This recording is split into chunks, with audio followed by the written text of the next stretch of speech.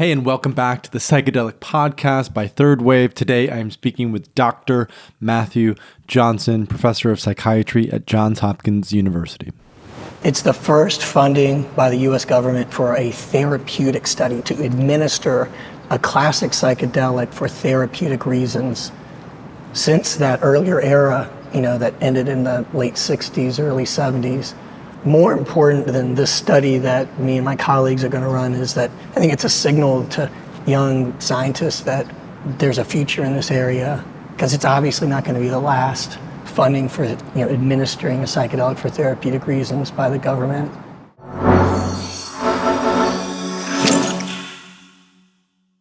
Hey listeners, I'm so excited to have Dr. Matthew Johnson on the show today. We go deep into the topics of psilocybin for smoking cessation. We talk about Matt's personal journey as he's been deeper and deeper into the space. Matt has been doing research for a very long time in psychedelics, so we've also heard his thoughts and perspectives on how he has grown as an individual, how being involved in some really intense psychedelic research has impacted him. He held space in a number of these clinical trials for end-of-life anxiety, depression, and addiction. So we talk a lot about the research, but we also talk about how Matt has been personally impacted. We recorded this episode at the Wonderland conference in Miami. Matt had a little bit of a hoarse voice, so we kept it on the shorter side. I think the interview ended up being about 40 minutes in length. But regardless, I really do hope that you enjoy the overall podcast. Dr. Matthew Johnson has been a pioneer in psychedelic research, has really helped to formalize and educate people around the efficacy of psilocybin for a range of clinical indications. And it was really an honor to be with him on the podcast episode today. All right, that's it for now. Let's go ahead and dive into this episode with Dr. Matthew Johnson. I truly hope you enjoy this riveting conversation. Welcome back to the Psychedelic Podcast. We are live from Wonderland, brought to you by Microdose. And just as a note, we're shooting in a warehouse. There's planes that are flying. You might hear some other things. So just bear with us if you're doing this audio only. Video is a little bit easier to track, but audio only. And today we have our fourth interview from this Microdose conference. And we are here with Dr. Matthew Johnson, professor of psychiatry at Johns Hopkins. Matt, we've been meaning to do this conversation for a long time.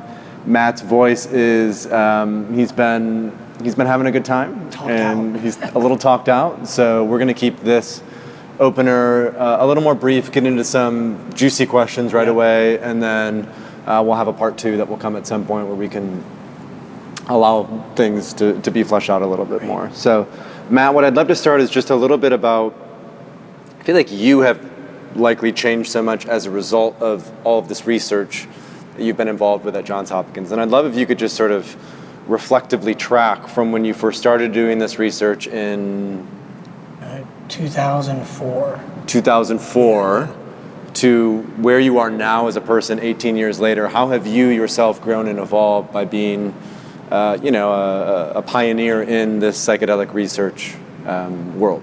Yeah. Well, my life personally has changed a lot. I got a 5-year-old and wonderful wife, and we were together, but I think not married when I first started at Hopkins in 2004 doing the psychedelic research. But personally, I could certainly say I've grown as really the interactions with countless volunteers, ones I've guided, ones that I've not guided, but I've spoken with them at length, like the cancer patients. I in that study I talked at length with them, at least an hour before, during the screening process, and then, as they went through the study at different times. And it's hard not to be changed by, being involved with people with that level of struggle, and then this intervention that just so psilocybin, helping them with their distress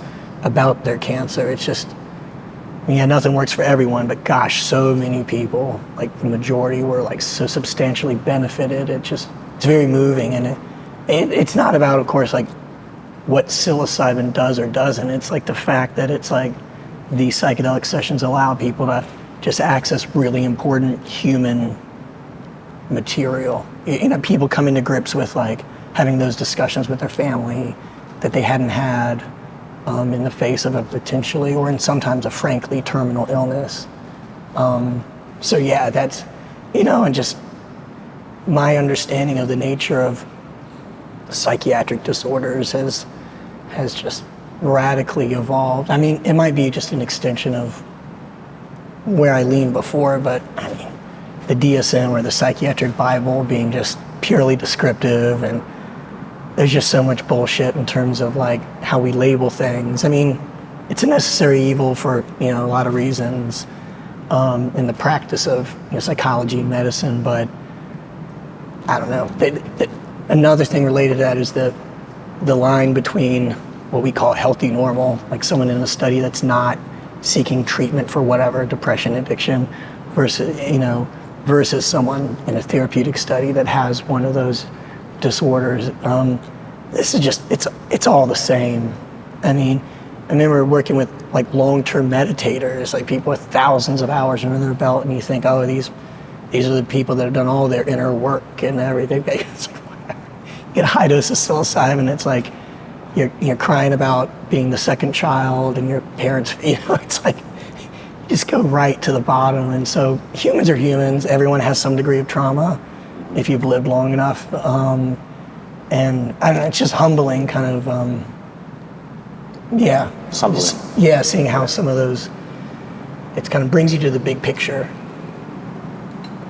It's like the softening, the compassion, the humility, and also I think there's not necessarily a fundamentalist attitude, but there is sort of a strong belief in the power of what psychedelic medicine can do for people, right? And seeing, I mean, you firsthand seeing those transformations with end-of-life anxiety, with what they went through with that, I can imagine that in just being engaged in those conversations, the way that it would shift your own, I mean, you're facing death in some ways, not yourself, but every day, by just being involved in that work, which is a lot. So.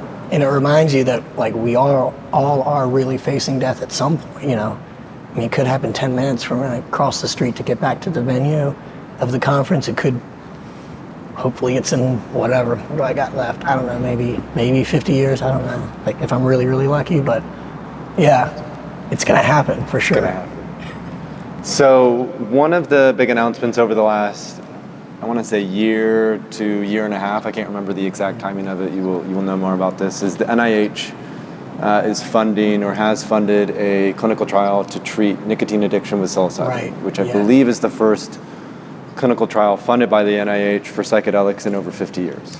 With a few clarifications, because of course there have been many millions of dollars spent on, for example, MDMA neurotoxicity and harmful effects of any type of drug.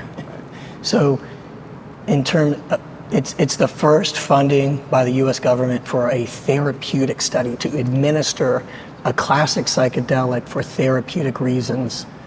Since that earlier era, that ended in the late 60s, early 70s, where there was, federal, government funding for LSD research back then. So, I think it really is an important point. The really important thing, and of course I'm excited to do the work. It was about a year ago we got the grant. We're about ready to start the study. It's taken about a year to get all the approvals in line, but more important than this study that me and my colleagues are going to run is that I think it's a signal to young scientists that there's a future in this area, because it's obviously not going to be the last, funding for administering a psychedelic for therapeutic reasons by the government.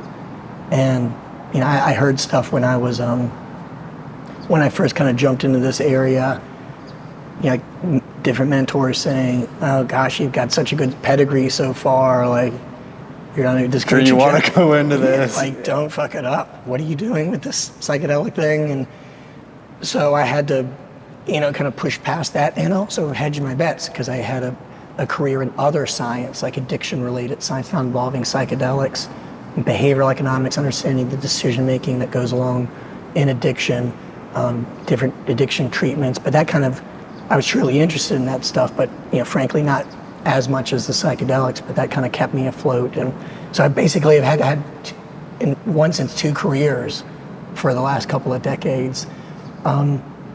you don't necessarily need to do that now if you're going into psychedelic research like that. And if you're at a place like a medical school, it's, you know, the way it works is you basically got to, if you want to do research, you got to bring in your own grant funding. Places like Hopkins, like they don't pay you. Like they technically pay you, but you bring in, they say you eat what you kill. You bring in the grants from an external organization, you know, philanthropy or the U.S. government, and that's a big one. Like if you don't have like R01, NIH grants, you're at places like that, you know, kind of looked down upon, like you haven't really made it. So like there is a potential for young scientists, like, yeah, it's very plausible that you can land R01 grants from NIH studying straight up psychedelics. So I think, you know, those are the seeds that, gosh, fast forward 10 years when all of those other younger scientists have now gotten their grants and things are just going to mushroom. Yeah, and that's on purpose. And why smoking cessation? Well, that's a line of research that my colleagues and I have been working on for, I guess, like a dozen years or so. I mean, Is that when the first pilot study was kicked off? well, then? I've got a protocol. When I first started drafting the pilot study was, I think, 2007. So what's that? Like 15 years. And I think we started it in 2008. So yeah, 14, 15 years. Wow. So a small pilot study that we had hardly any money to run, but kind of did it on the back burner. I ran all of the, you know, sessions myself as one of the guides. I developed the therapy manual for it. So it was really a labor of love, like a lot of that early psychedelic, you know, research. And it was only had the funding for like a small pilot study. So open label, meaning it's not double blind or blinded. And it's not randomized. It's just, hey, let's take these 15 people, give them what we think might work, and just see the results. And so nothing you do is going to tell you for sure whether it was the psilocybin, but it can tell you whether you're on the right track, whether it's worthy of follow-up. And so with those 15 people, I mean, they were serious smokers, about a pack a day. 6 months later, 12 out of the 15, 80% were smoke-free. Wow. And so we trust but verify. We take their urine and their breath samples and their self-report. And so we're really sure about, you know, those people not smoking at that time. And for those who aren't familiar, success rates for even like really, like the most effective medications, your success rates at that point will be something, you know, 15, 20, 25, sometimes up into 30. Chantix or something like that? Chantix, the various forms of nicotine replacement, which are all ways of, I mean, Chantix is sort of a partial agonist at the nicotine receptor, which is, if you think of it like Suboxone for the opioid, it's a partial, like buprenorphine is a partial agonist rather than a full agonist like morphine or methadone or heroin. So these are all different ways of like kind of quelling the receptor system that mediates the primary drug effects, just like methadone kind of, you know, quells your, it's the same type of drug, but extended over a longer period of time and in a form that's not as harmful, because, right, smoking tobacco that's into the lungs is harmful, not the nicotine itself, for the most part. In fact, there maybe it appears some health advantages to nicotine. As a cognitive perhaps. enhancer. Yeah, like maybe for dementia later in life. And it is a very clear, it's one of the very few compounds that, not just through stimulation, like you can stay up all night on amphetamine and study for that test, and you'll do better on that test because you were able to stay up versus falling asleep. But it hasn't been shown to enhance learning. Nicotine does. Nicotine actually enhances learning.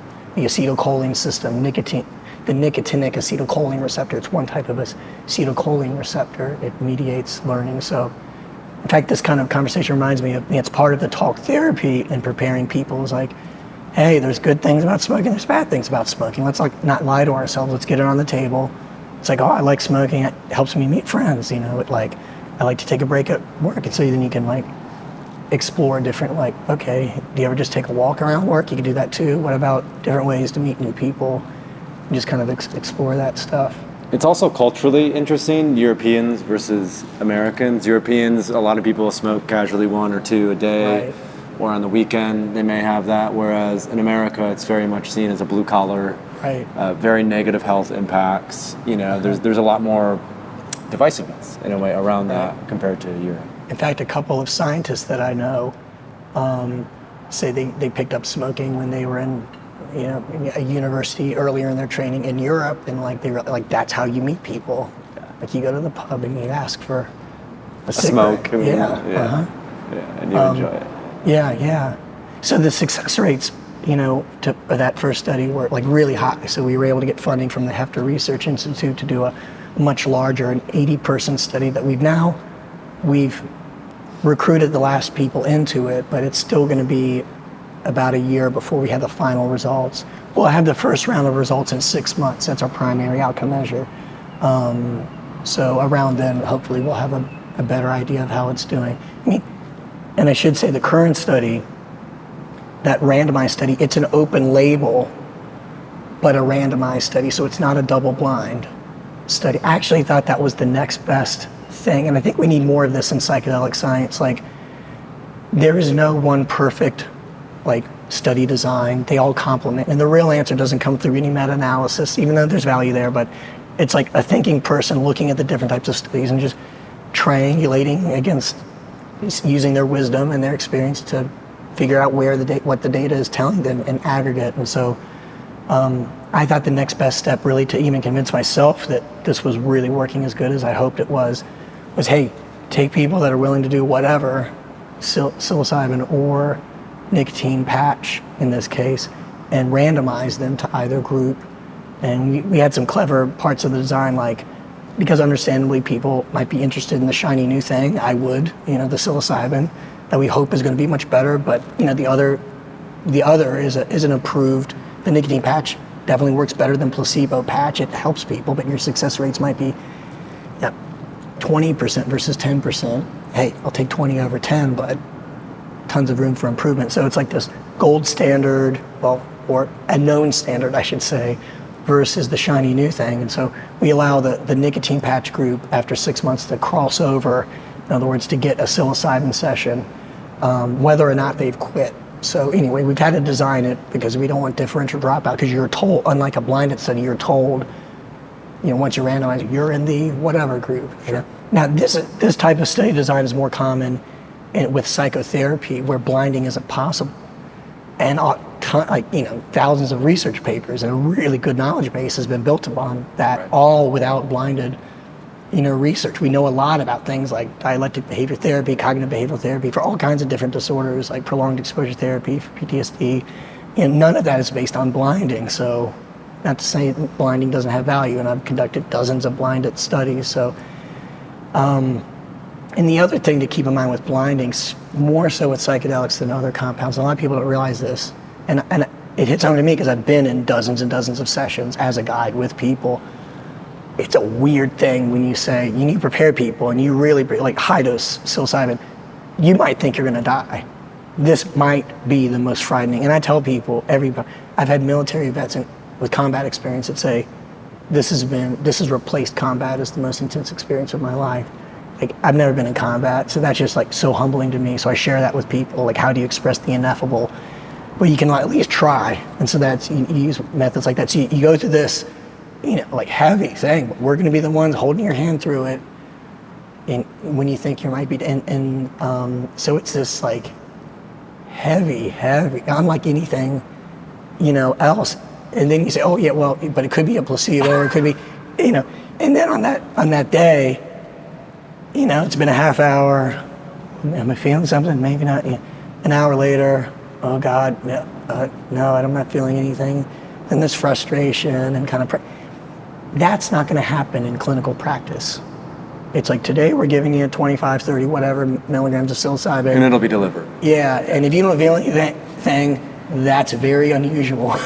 And it can happen, but it's unusual. We've had about 2 people or so out of hundreds where something like a 30 milligram dose didn't appear to have any response. And I've gone down to the pharmacy and said, let me check your records. And they'll check it.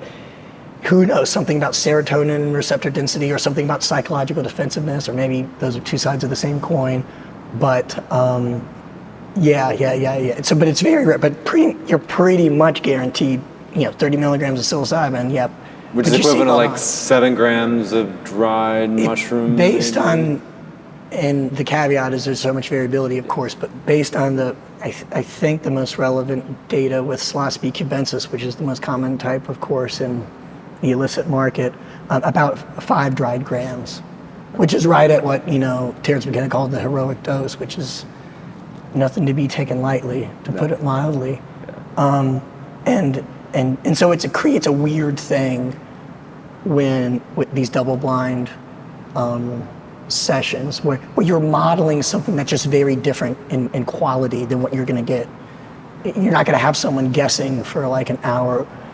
Is this going to be so intense I'm going to have a mystical experience I might have heard about, or think I'm going to die and see monsters, or I'm just going to be bored stiff. And of course we encourage them to just focus on the experience, not whether you've gotten a substance, and your inner experience regardless. Like, I'm having an inner experience now, I can pay attention to, like in meditation, and but nonetheless people are people. Understandably, it's like, what the fuck, did I get the real thing or not? And so anyway, I thought there was a lot of value. I thought it was the next best step for me to get into myself, that we were onto something. Just treat it like a new psychotherapy, randomize people to one or the other, people willing to do both. And so far, about 60 people have gotten to the 1-year follow-up, and the success rates are, I think last I checked, like 59% versus like 28% with the psilocybin having the 59% twice at a year. Effective. Yeah, at a year out. So just in terms of being twice as effective. And by the way, those rates are very good for nicotine patch. So it's not like we're doing a lightweight job there. Right. Which is important to note in the context of an open label, because we could theoretically just purposefully do a shitty job with that other group. That's one of the limitations. Like, I think we're doing a really kick-ass job, but those success rates kind of suggest that, yeah, we're doing really good with our nicotine patch group. But like, results could change, to be sure, because the real answers come, because it's not blinded, I can peek whenever I want. But they're not the official results until we get those 80-some people through. But it looks really good. And early data from that study, as well as the pilot study, were able to help us land that NIH grant, which is not only double blind, because we need to do that. And again, there's no perfect experiment, so we need to do the double blind work. It's a requirement really to move it, to get it FDA approved.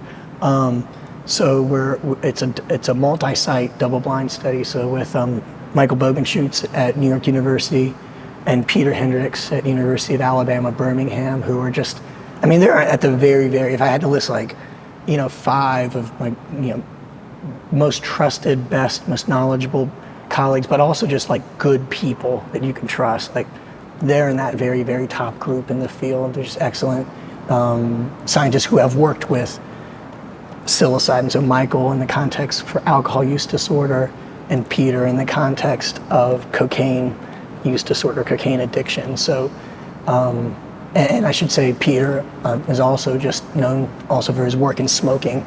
Like I do also outside of psychedelics work in understanding tobacco and nicotine and all of that, and so does Peter in helping people quit with other ways. So I think we've got a great team, and excited to hopefully get those last regulatory approvals so that we can start in the new year. So we talked a little bit about how you've changed and grown through this work. You went into depth on the NIH-funded trial, smoking cessation, nicotine. The other topic that I wanted to open up is, as this ecosystem is sort of growing into the mainstream, for-profit versus non-profit, how do you see your role as both a researcher and advisor? Kind of like, how do you want to be involved as this continues to grow and evolve, knowing that there's a marketplace out there and it will be important and necessary to the adoption of psychedelic medicine? A few things. I think one thing in terms of studies, even though I'll continue to do studies looking at different disorders to see the potential therapeutic effects of psilocybin and different psychedelics, like soon to be LSD, in a study for chronic pain. But in the big picture, I need to do more than that, and I really want to, do more work that's relevant to really understanding what's going on behaviorally, in commonality, like really understanding psychedelic behavior change. like what's really going on under the hood, and not just at the biological level, but like really, like there's a strong behavioral science of learning. Like we know things about parameters that make for better or worse associative learning. And I mean, you've got this emerging rodent research suggesting neuroplasticity is going on. If we can get some hold of what that window looks like or some way to measure it, and then what can we do during that time? Like we're doing, integration is like, means almost nothing. It means it's a discussion now. And people do idiosyncratic things. Like some people say, well, can I get a copy of the session music? And some people take it home, and remember one guy, he's like listened to it every night and found it really meaningful. But it's just idiosyncratic things. You know, if you're an artist, hey, maybe try to like, but what can you do? I mean, there's like amazing research on all kinds of techniques like journaling, like things that have a real effect that to facilitate behavior change. And you know, gosh, even like in terms of supplements, like if it's something like, what if we can enhance protein synthesis in some way? If we have a better understanding of what's happening in that window, that we can kind of more concretize, make it more likely that this kind of learning process is sticks.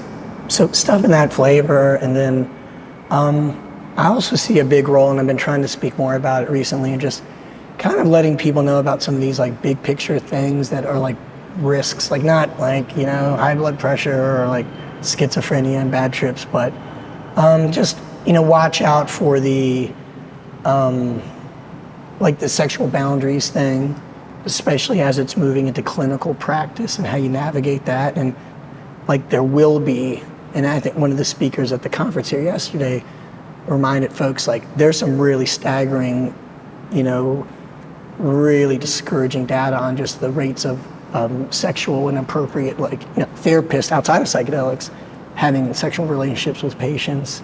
And so we need to keep our eye on that. And you know, you're gonna get like clinicians that are having, I don't know, the session at their house with, I don't know, maybe several young ladies who are their clients on a Saturday night, like stuff like that. It's just like something's fishy here. Right. And another related but different thing, not on the sexual angle, is just I really see a lot of, and I see this in researchers, like not all, but definitely in some, like really a pushing of their own spiritual vibe. And I'm not talking about spirituality such a... And you published a paper on this about a year ago or a year and a half ago. Yeah, and so the humanistic side, in other words, like the rapport, the empathy, the unconditional positive regard. I like the psychologist Bill Miller said, it's difficult in English, but in Greek it's agape. You need to love that humanly, brotherly sister. Like you need to love your patient.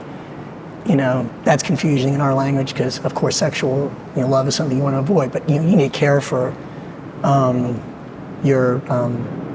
care for your patient. And so, of course, you need that, and you need to. And your job is not to. The person says they think they had a Jesus experience. Your job isn't to say no. That's just, those are just neurons in your brain, or whether it's Jesus, Buddha, or whatever. But so it's not that. You know, you're not being cold and telling the person they have to be materialist or any of that. It's just let them drive the bus. And I see too much, even at the subtle level, like, for example, pushing the perennial philosophy, which for those who aren't aware, and it's a great, lovely idea that the scholars of religion disagree about, but the idea that all of the world's religions are sort of built on the same core. One that came from Aldous Huxley, who published a book called The Perennial Philosophy in 1945. And so he popularized this concept, and it is intriguing. And just personally, I think there's, at least to some degree, there's probably there may be some truth to that. That's not me speaking as a scientist, but because again, the people who know far more about that in terms of the study of religion, the scholarly study of religion, don't even agree on it. But and he also wrote that right after World War II, or during World War II. So there's also, I think, a sort of time and cultural context that in this massive period of war and divisiveness, he's trying to make sense out of like, well, what do we actually have in common and share in common, and which is beautiful. I mean, it's the same sentiment that, as a psychologist, I think of that really was in World War II. It's basically sowed the seeds for social psychology. It's like, how could this happen? Like in Germany, were all German people randomly evil people during that period? Like, no. Like, this happens to the human being. This can happen to us. Like, and so we're all in this together. And even, gosh, I think of, again, here at the meeting, Rick Doblin, like, probably seen his, a dozen times, but his story, how he gets in, how he got started in this, psychedelic, world, with his family's history and the Holocaust. And it's like so many of the world woke up, well, we really can totally annihilate ourselves. We may not survive. And so I totally get that. So it's a beautiful thing that the world religions might have a common core. But that's also something that you could let someone come to if they come to that conclusion when they're on psilocybin. Great, but they come to some other conclusion. It's just not on us to push this. This idea of having the Buddhas in the room and different religious iconography. And there might be some, and I was also clear, hey, anyone can bring any of that stuff. If you like the Buddha, absolutely, you can bring 10 Buddhas. But it's just, I also see that in the future as something where this stuff gets approved, it's like people might think, oh, that's not for me. So I grew up Southern Baptist, I had relatives, aunts and uncles died of cancer, maybe they could have benefited from this, but they probably would have seen that, and I disagree, but they might think, oh, that's a different religion. It's maybe even of the devil. If it's not Christianity, it's something wrong. And hey, you can agree or disagree, but that's still a human being that could,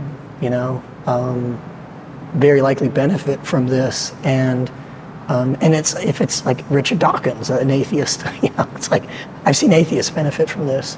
So I've seen political conservatives, military vets, you name it as the furthest away from this psychedelic stereotype, and this can work on the human being, And it's interesting that the perspective shift that can occur, and it also I've heard so many stories of atheists going beyond atheism. Right. I've also heard stories of people who had no prior spiritual context or spiritual anything. They have this, experience with 5-MeO DMT, and they're like, what the fuck? Yeah. And their entire then worldview shatters, and they can't put it back together. So I think there's also, and this speaks to coherence, right? There is a sense of a splitting apart of the self in some ways, a total dissolution of it. And so a lot of the therapeutic support and community support is how do we create cohesiveness after the falling apart? So right. You can bring it back together. Bring it back together. And it can be challenging at times to do that. And I think kind of to your point, as we do more and more of this, we have so much more to learn still about how people work with this, about what the effects are, about what the benefits are, about what the risk profiles are. We're sort of in this place and space that we've never been in before where, psychedelics have been underground for thousands and thousands of years. Right. And now potentially they're legal, and they're not the counterculture, as Rick says, they are the main culture, potential mainstream culture. Right. So it's we live in interesting times is often what I come back to. Yeah. And I should clarify regarding my sort of don't push the kind of the spirit, and by spiritual again I don't mean the humanistic, but more of the the stuff you can't, the supernatural stuff, metaphysical stuff. I'm not talking to any religions. I'm not talking to the Native American Church. I'm not talking to the UDV, Santo Daime. I'm talking about clinical psychologists, psychiatrists, mainstream. I would never, dictate. Those religions have the right to do what they're doing. You're more saying when psilocybin becomes approved by the FDA and it's delivered in a clinician's office, to be very mindful of how a person is primed with religious iconography. Right, and if it is in a secular context, don't kind of sneak this stuff in the back door. But there's even exceptions to that, like Brian Murarescu, who wrote The Immortality Key, fascinating book. Everyone should read it, fascinating guy, but he's got this kind of vision of can this be brought back, the Kaikian, the idea. I think his book kind of makes it more likely than not in terms of evidence that there was an orgoterite, an LSD-like compound in this sacrament used for thousands of years by the ancient Greeks. But part of his vision is, hey, maybe this could be brought back. He's he's a Roman Catholic, and maybe this can be brought in and bring some heart back into his religion. So, you know, if I don't know, if someone is a Christian therapist and there are things like this out there, hey, if it's on your sign, like, that's fine. I'm not talking to those people either, you know, as long as you're like, this is a Catholic psychedelic therapy session, and we're gonna be talking Jesus and Mary, all power to you. I'm not talking. As long as that context is clear up front. Yes, yeah. It's important from an expectation perspective to know what people are coming into. Right. Yeah. Well, Matt, this has been beautiful, illuminating. It's been fun. Absolutely. As well. I appreciate you taking the time in the Wonderland sort of chaos to sit down with us and chat a little bit. Just any final words, or kind of, you know, as people listen to this, websites or things to do, or just places that you would potentially want to point them after they listen to this podcast? Well, I guess I would, I mentioned the smoking cessation work, and I've got some other studies for chronic pain, PTSD that are with psychedelics that are going to be coming up in the next. Those studies aren't ready to roll yet, but pretty soon. So keep your eyes peeled to clinicaltrials.org, or keep their eyes posted, to see when those studies start up if they're interested. Beautiful. So if you're interested in enrolling in clinical trial, clinicaltrials.org. Matt. Yep. And I'm sorry, I probably said it wrong. Clinicaltrials.gov. Clinicaltrials.gov. And as another final word, just thank you for doing what you do and connecting people and, encouraging, kind of bigger picture conversations. Yeah, education's important.